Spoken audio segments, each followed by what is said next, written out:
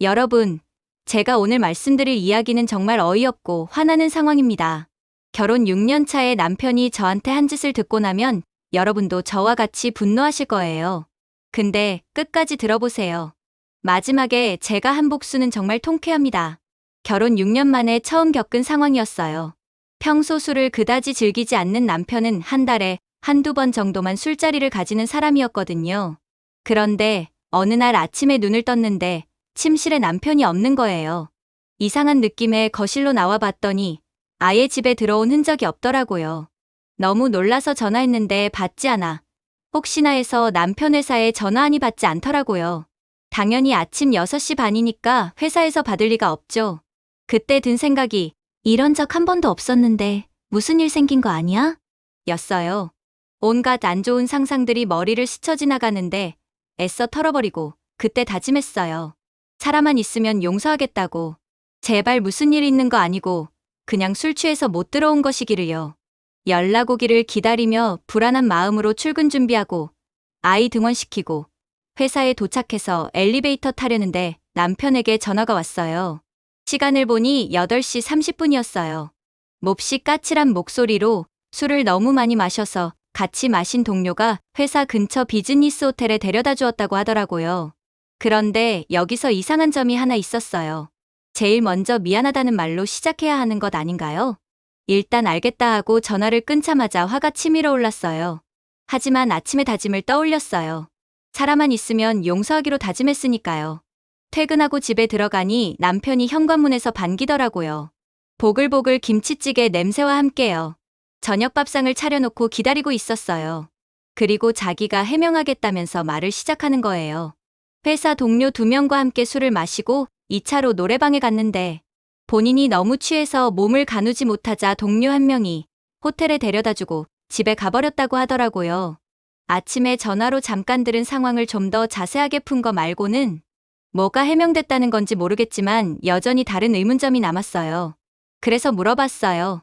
왜 미안하다고 하지 않는 거야? 그러자 남편은 큰 소리로 미안해할 만한 일은 전혀 하지 않았기 때문이라고 하더라고요. 본인은 떳떳하다고요. 우리가 서로 미안함에 대한 기준이 다른가 본데 내가 아침에 놀라고 당황하고 걱정했으리라는 마음은 안 들었어? 걱정하게 만든 부분에 대해서 미안하지 않았나 보네. 그 다음 남편의 대답이 잘 기억나지는 않는데 어쨌든 저는 끝까지 왜 미안하다고 안 하지? 라는 생각을 하며 묵묵히 밥을 먹었던 것 같아요. 그게 남편의 첫 외박이었어요. 그리고 다음 날부터는 평소와 똑같았어요. 얼마 후 저는 친하게 지내는 회사 동료끼리 휴식 시간에 남편이 외박해서 정말 놀랐었다고 지나가듯 말했는데 20대 여직원이 눈을 동그랗게 뜨며 그래서 어떻게 했어요? 라고 묻더라고요. 어떡하긴 뭘 어떡해. 다음부터 그러지 말라고 했지. 그러자 그 여직원은 펄쩍 뛰며 확인 안 해봤냐고. 자기 같으면 차블랙 박스부터 다 확인하고 진짜 동료들하고 노래방을 갔는지 호텔을 혼자 갔는지 영수증이며 CCTV며 다 확인하고 난리치기 전에는 열받아서 잠을 못 잘 거라고 하더라고요. 그래서? 만약에 바람이면? 이혼할 것도 아닌데. 나는 남편의 말을 믿기로 했어. 어차피 같이 살 거면 진실은 모르는 게 낫지. 여직원은 어떻게 그럴 수 있냐며 펄펄 뛰고 나이 지긋한 선배님은 웃으며 말하더라고요. 민지 씨는 남편을 정말 사랑하네. 금방 용서해주고 말이야. 그렇습니다. 저는 회사 여직원들 사이에서 남편을 너무너무 사랑하는 사람으로 되어 있어요. 물론 비꼬는 말이죠. 남편이 그렇게 했는데 그걸 이해해 준다고? 세상에 민지 씨는 남편을 정말 사랑하나 보네. 진짜 많이 들었어요. 그런데 농담이 아니고 저는 남편을 정말 사랑해요. 언제나 남편의 출퇴근을 챙기고 식사를 걱정하고 진심 어린 조언과 격려를 주고받고 스킨십도 잦아요. 하지만 남편의 첫 외박 이후 저는 종종 의구심에 휩싸였어요. 어째서 더 이상 화가 나지 않는가? 어째서 그날의 진실을 알고 싶지 않은가? 남편을 너무 사랑하니까? 아니면 반대로 사랑하지 않으니까? 그래서 2번째 외박을 기다려보기로 했어요. 결혼생활 6년 만에 남편의 첫 일탈이었지만 원래 처음 한 번이 어렵지 그 다음은 더 쉬운 법이니까요. 그렇게 한 달 정도 지나고 남편이 또 술 약속이 있던 날 이번엔 금요일이었어요. 토요일 아침 6시 반에 깨서 거실로 나가자 남편이 없었어요. 이번에는 놀라거나 화가 나지 않았고 덤덤히 생각했어요. 아, 이거 두 번째인 건가? 아침 7시 반쯤 되자 현관문 열리는 소리가 들렸어요. 보고 있던 폰을 내려놓고 자는 척하다가 진짜로 잠들었어요. 9시 넘어서 일어나 거실로 나가보니 남편이 있었어요. 약간 어색한 표정이길래 얼른 선수를 쳤어요. 미안해. 어젯밤에 일찍 잠들어 버려서 당신 들어오는 것도 못 봤네. 몇 시에 들어왔어? 남편이 뭐라 어물어물하다가 콧노래를 부르며 아이 밥 챙기고 집안일도 했어요. 남편은 평소보다 좀 오바해서 잘해주긴 하더라고요. 그렇게 두 번째 외박은 제가 모른다고 남편이 생각하도록 조용히 넘어갔어요. 왜 모른 척 했을까요? 사실 저도 그날 제가 왜 그랬는지 몰라요. 그냥 현관문 열리는 소리가 나는 순간 그렇게 생각했습니다. 아, 화내야 할 텐데, 따져야 할 텐데, 매우 귀찮다. 그래서 그냥 모른 척 했고 그게 끝이었어요. 싸우기 귀찮아서 그게 이유인 것 같아요. 여전히 저는 남편을 사랑했고 서로 잘해주고 대화도 하고 가끔 제 마음속 의구심이 고개를 갸우뚱하며 혹시 세 번째도 있을까 하고 조용히 기다려봤어요. 그리고 세 번째는 외박이 아닌 좀 다른 걸로 왔어요. 남편이 전화와서 오늘 술 한잔할 건데 집에 안 들어가도 되냐고 묻는 거예요. 무슨 소리를 하는 거야? 당연히 안 되지. 꼭 들어와. 그러자 남편은 투덜거리며 알겠다고 하더군요. 남편은 그날 새벽 3시 반이 넘어서 들어왔습니다. 다음 날 아침, 저는 아이 병원 진료가 있어서 오전 반차를 냈었고 부산하게 병원 갈 준비를 하는데 남편은 늦지막이 9시쯤 깨어나서 물 한 잔 마시는 것이었어요. 오늘 회사 안 가? 아니, 가야지. 이렇게 늦게 출근해도 괜찮아? 괜찮아. 그럼 출근하지 말고 집에 있어. 왜? 어제 술 마셔서 피곤하잖아. 남편은 대답이 없었고 저는 아이 데리고 병원 갔다가 어린이집에 데려다 주고 점심 먹고 출근하기 위해 집에 들렀어요. 남편이 집에 없길래 전화를 걸었어요. 출근했어요? 집에 없네? 출근했지. 왜? 아니 혹시 출근 안 했으면 같이 점심 먹으려고 했지. 출근해야지, 회사야. 알겠어요. 남편은 출근도 늦게 하더니 퇴근도 일찍 했는지 오늘은 아이를 본인이 픽업하겠다고 연락이 왔어요. 덕분에 모처럼 여유로운 퇴근길을 즐기고 집에 도착하니 남편이 아기 목욕도 싹, 저녁밥도 싹. 웬일이지? 저는 씻고 나와 아이와 놀아주고 남편은 소파에 앉아 노트북으로 회사 업무 메일을 훑어보고 있었어요. 잠깐, 아주 잠깐 주방으로 가기 위해 몸을 돌리는 순간 무의식적으로 눈길이 간 노트북 화면에서 저는 보았던 것입니다. 내일은 회사 창립 기념일이자 휴무입니다라는 한 줄을요. 내일은 회사 창립 기념일이자 휴무입니다라는 글귀가 반복적으로 계속 맴돌았어요. 순간 번개같이 제 머릿속에 퍼즐이 맞춰지고 아, 그랬구나. 그랬던 거였구나. 하지만 보다 정확한 증거가 필요했어요. 남편이 전날 술을 진탕 마시고 왔으며 늦게 출근하고 일찍 퇴근한 바로 오늘이 남편 회사의 창립 기념일이자 휴무라는 사실을 입증할 증거를요. 다음 날 회사에 출근해서 일단 남편 회사 홈페이지를 뒤져봤어요. 창립 연월까지밖에 나와 있지 않더라고요. 진지하게 고민했어요. 회사 전화로 남편 회사에 전화를 걸어볼까? 혹시 어제가 창립 기념일 휴무였나요? 라고 물어볼까? 그러다 남편 회사 페이스북에서 정확한 창립 기념일 날짜를 보게 되었어요. 어제가 맞았어요. 이로써 남편이 회사 휴무인데 뻥치고 출근한 척했다는 정황이 거의 확실시되었어요. 그리고 저는 정황 증거를 들이밀며 남편에게 해명을 요구할 생각도 없었어요. 그냥 궁금했을 뿐이에요. 궁금증을 해소한 후 저는 평소대로 회사 업무를 보고 평소대로 퇴근하고 평소대로 아이를 돌보고 평소대로 남편에게 저녁밥을 차려주고 소소한 대화를 나누었어요. 그리고 지금까지 아무 일도 일어나지 않았습니다. 단지 제 마음속에 의구심과 불안이 커질 뿐이었어요. 저는 정말 남편을 사랑하는 것인가? 아니면 사랑하지 않는 것인가? 그리고 또 다른 구석에는 저도 모르게 의심의 싹이 조금씩 자라고 있었습니다. 해답을 찾지 못하고 있을 때 어느 날 아주 사소한 계기로 저는 무언가를 깨달았어요. 평소처럼 남편이 저에게 무언가 질문을 했고 저는 무심하게 대답했고 평소처럼 남편은 저에게 설교하듯 잔소리했어요. 너는 다른 사람들한테 너무 관심이 없어. 아, 순간 저는 깨달았어요. 제가 사랑하는 건 남편을 사랑하는 저였구나. 남편을 사랑하고 다정한 아내의 역할에 충실하고 사이좋은 부부로 지내는 저 자신을 사랑한 거였구나. 남편을 사랑하는지 아닌지는 모르겠지만 적어도 남편을 사랑하고 가정에 충실한 제 역할, 제 모습을 사랑한 건 진심이었구나. 저는 어쩐지 즐거운 마음이 되어 남편에게 질문했어요. 하지만 내가 다른 사람 일에 관심이 없어서 당신은 나하고 사는 거 편하지 않아? 남편은 잠시 가만히 있더니 그렇지 하고 대답했어요. 여기까지 소소한 저의 결혼 생활 이야기예요. 저는 더 이상 네 번째를 기다리지도 않아요.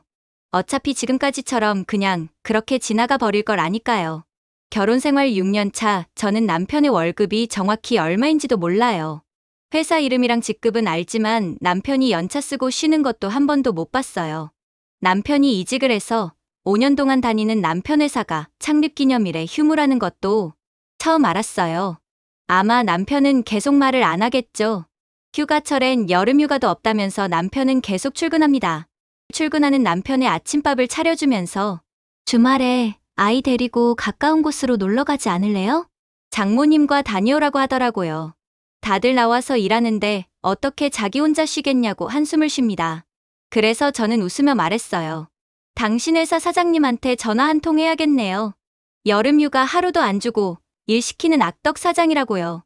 제가 말을 마치고 혼자 웃자 남편은 묵묵히 밥을 먹고 출근했어요. 그런데 갑자기 궁금해졌어요. 남편이 도대체 얼마나 많은 거짓말을 하고 있는 걸까? 저도 모르게 잘하고 있던 의심이 많이 커진 것이지요. 처음엔 그냥 좋은 게 좋은 거지 하면서 대수롭지 않게 넘겼어요. 어떤 거짓말을 한 건지 궁금해지기 시작했습니다. 처음엔 호기심이었지만 조사를 하면 할수록 호기심을 넘기 시작했습니다.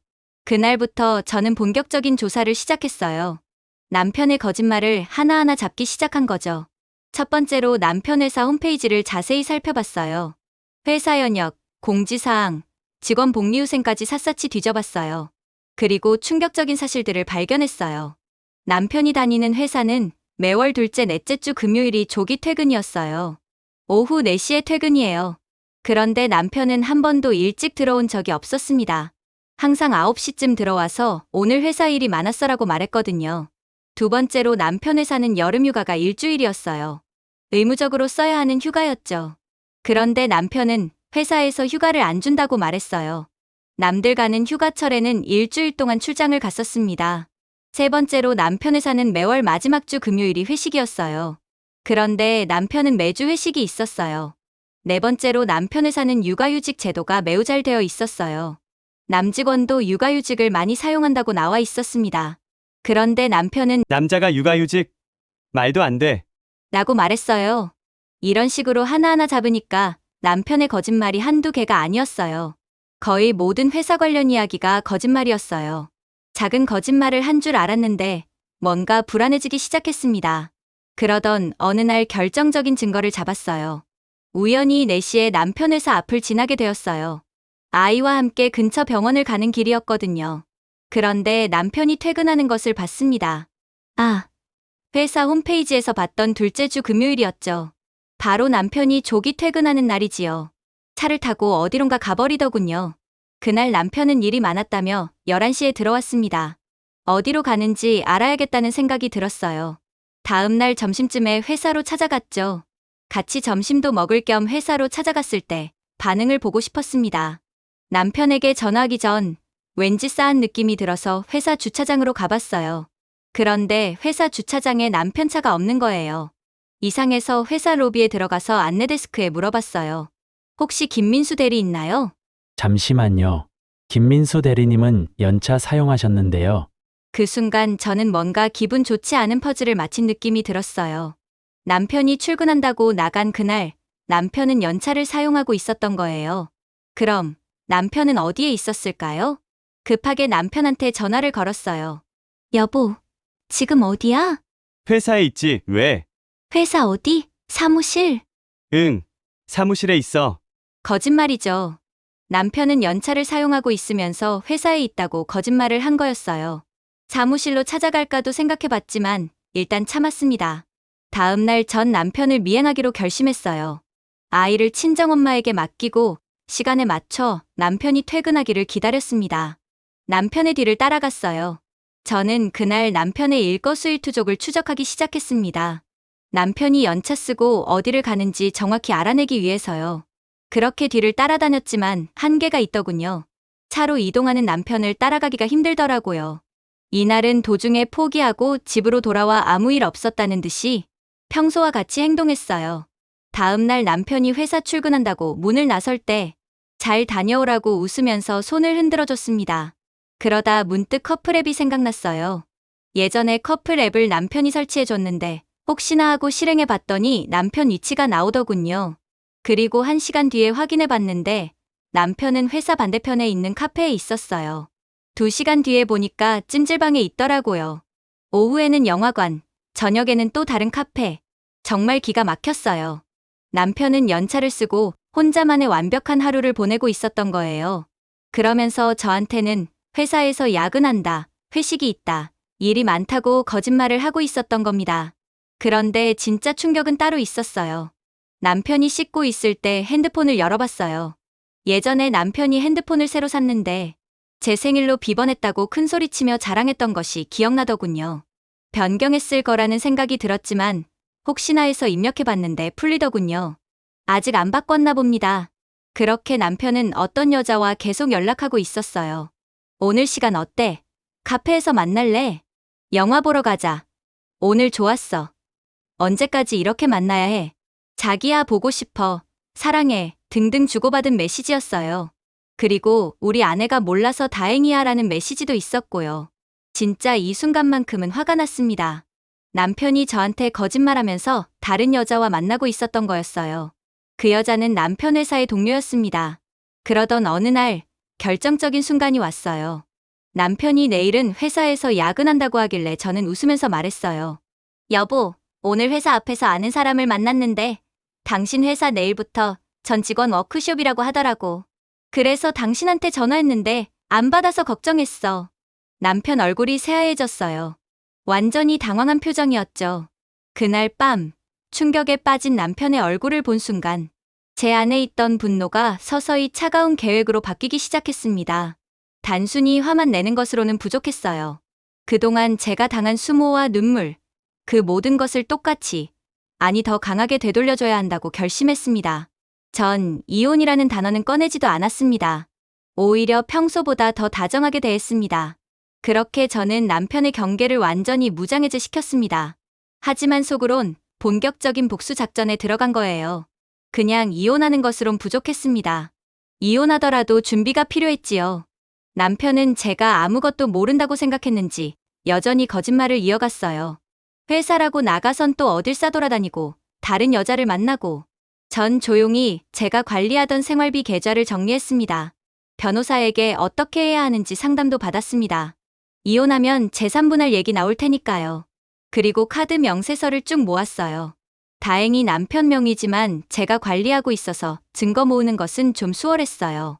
머리 좋은 사람이 왜 이런 것을 방치했는지 모르겠지만 어렵지 않았습니다. 호텔, 찜질방, 카페, 영화관, 모르는 여자 이름으로 된 계좌이체 내역까지 전부 복사해뒀습니다. 남편이 자고 있을 때 남편 폰에서 그 여자의 연락처를 확인했어요. 그리고 메시지를 보냈습니다. 안녕하세요. 저는 그 사람의 아내입니다. 조용히 끝내고 싶었습니다.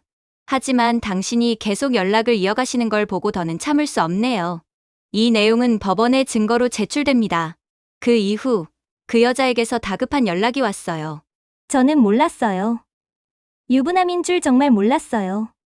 당연히 변명이었겠지만 녹음을 위해 이해하는 척하며 통화를 이어갔습니다. 저는 문자와 통화 내역, 녹음 파일, 카드 내역, CCTV 영상까지 모두 모았어요. 그리고 남편 회사로 전화하고 회사 홈페이지에 글도 남겼어요. 사내 불륜에 대한 고발하는 글을요. 그는 회사에서도 평판을 중요하게 여기는 사람이었거든요. 그렇게 모든 준비가 끝나고 남편에게 말했어요. 오늘 회사 가면 당신이 저지른 일의 대가를 치르게 될 거야. 전 이혼 서류를 조용히 남편 앞에 내밀며 이건 당신을 위한 마지막 선물이야. 서명하지 않으면 위자료 청구는 물론이고 법적 대응도 진행하게 될 거야. 그렇게 남편과 6년의 결혼 생활에 마침표를 찍었습니다. 소문을 들었습니다. 이후 남편은 지방으로 발령이 났고 그 여자는 퇴사를 했나 봅니다. 친구들과 주변 사람들에게 아내가 너무 무서워 이혼했다며 떠들고 다닌다 하더라고요. 웃기죠? 본인이 그렇게 만든 결과라는 걸 모르나 봅니다. 이 모든 걸 끝내고 전 아이와 함께 새 집으로 이사했습니다. 앞으로는 누구 눈치도 보지 않고 내 아이만 보고 살아갈 겁니다. 드라마 같은 제 이야기는 여기서 끝납니다. 긴 이야기 들어주셔서 감사합니다.